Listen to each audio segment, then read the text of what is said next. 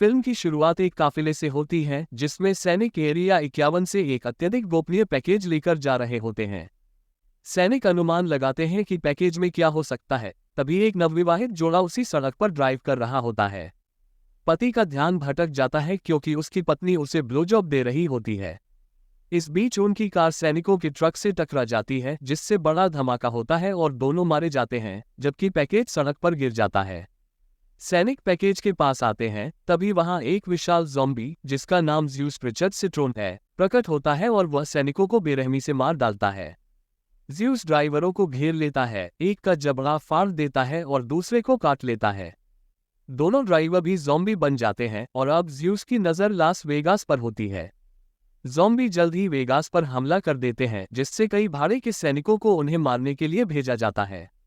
कई सैनिक मारे जाते हैं लेकिन अंततः पूरे शहर को बाकी दुनिया से अलग कर दिया जाता है।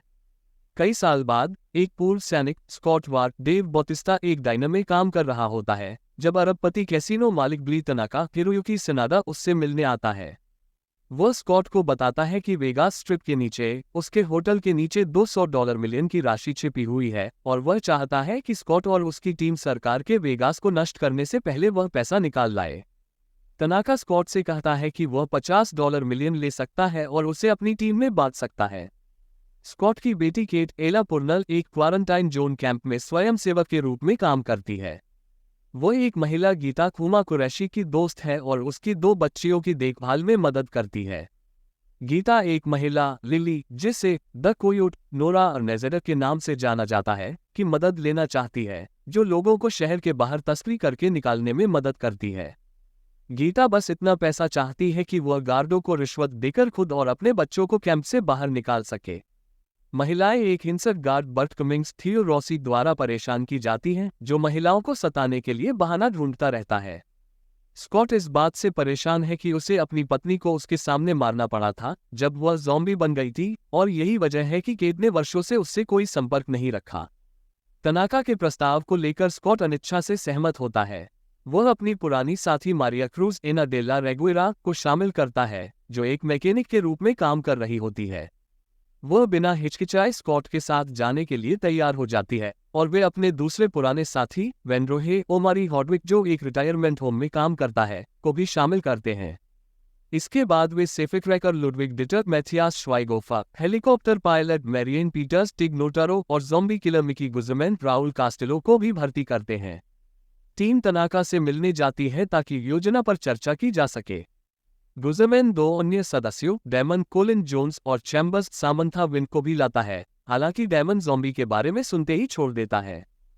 तनाका टीम को इस मिशन के लिए ब्लूप्रिंट देता है और उन्हें अपने दाहिने हाथ के आदमी मार्टिन गैरेट डिलाहंट के साथ भेजता है। वे शहर के प्रवेश द्वार की ओर बढ़ते हैं जहां स्कॉट की मुलाकात केट से होती है, हालांकि यह मुलाकात तनावपूर्ण होती है। वे लिली को अपनी टीम में शामिल करते हैं, लेकिन जब केट को पता चलता है कि गीता ने लिली से मदद मांगी थी और उसके साथ वापस शहर से नहीं लौटी, तो वह गुस्से में लिली को घूंसा मार देती है। लिली जोर देकर कहती है कि उसने जानबूझकर गीता को पीछे नहीं छोड़ा और संभवतः वह अभी भी जीवित हो सकती है। केट टीम के साथ शामिल होने का फैसला करती है, हालांकि स्कॉट इसका विरोध करता है। लिली किसी तरह कमिंग्स को भी टीम में शामिल कर लेती है, ये कहकर कि उसे एक और आदमी की जरूरत है।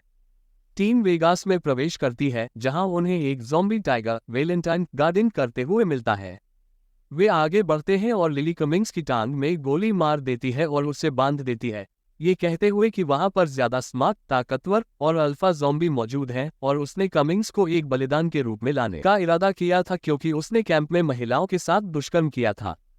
टीम छिप जाती है जबकि zombie queen the bride Athena Perample Cummings को सूंघने के लिए आती है और फिर वह और एक अन्य ज़ॉम्बी उसे ओलंपस कैसीनो की ओर घसीटते हैं, जहां केट को लगता है कि गीता हो सकती है।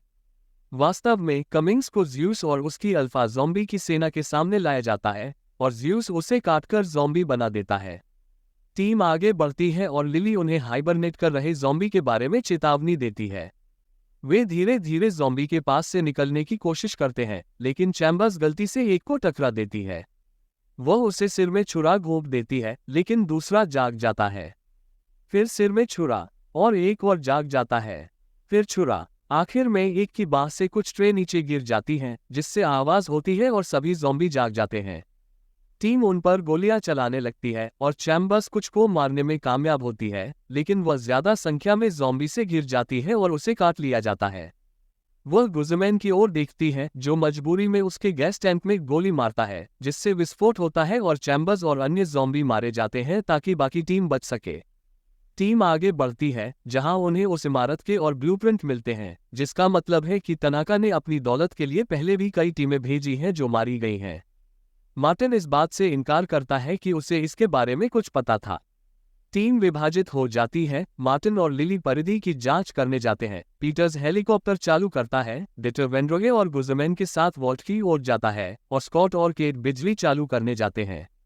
एक साथ रहने के दौरान स्कॉट और केट उनकी अनबन पर चर्चा करते हैं, जिसे केट कहती है कि इसका कारण ये था कि उसकी मां की मौत के बाद स्कॉट उसके लिए नहीं था। इस बीच डिटर तिजोरी में सुरक्षित रास्ता खोजने की कोशिश करता है जब वह और अन्य कुछ अन्य भाड़े के सैनिकों के कंकाल पाते हैं। बाहर मार्टिन और लिली का सामना द ब्राइड से होता है। मार्टिन उसे पछाड़कर उसका सिर काट देता है। लिली से कहता है कि यह सिर उस तिजोरी में मौजूद चीजों से ज्यादा मूल्यवान है। बाद में ज़्यूस ज़ॉम्बी घोड़े पर सवार होकर अपने बुलेट प्रूफ हेलमेट के साथ आता है और द ब्राइड के सिरविहीन शरीर को पाता है। वह उसे शोक करता है और उनके अजन में ज़ॉम्बी बच्चे को बाहर निकालता है। वह दहाड़ता है और अन्य अल्फाओं को इंसानों को पकड़ने के लिए प्रेरित करता है। वंदरोगे और गुज़मैन एक ज़ॉम्बी को चारे के रूप में इस्तेमाल करने के लिए पकड़ते हैं।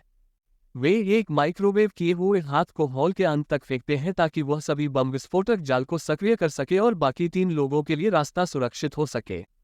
उसी समय बाकी लोग सीखते हैं कि न्यूक लॉन्च को आगे बढ़ा दिया गया है, जिससे उनके पास सूर्यास्त तक का समय है पैसा इकट्ठा करने और भागने के लिए। हेलीकॉप्टर में खराबी आ जाती है और पीटर्स को इसे ठीक करना पड़ता है। टीम के बाकी सदस्य तहखाने के पास फिर से मिलते हैं, जहां डिएटर ने सफलतापूर्वक तिजोरी खोल दी। टीम अपनी खोज में खुशी मनाती है और अपने हिस्से निकालने लगती है। बाहर निकलते समय मारिया स्कॉट से स्वीकार करती है कि उसने मिशन में शामिल होने का निर्णय पैसे के लिए नहीं बल्कि उसके लिए लिया था। स्कॉट मानता है कि उसने इस बात का एहसास किया कि महामारी के बाद उसने उनके बीच चीजों को खराब कर दिया, लेकिन ऐसा लगता है कि वे इसे फिर से आजमाने के लिए तैयार हैं। तभी एक लिफ्ट ज़ॉम्बीज से भरकर नीचे आती है।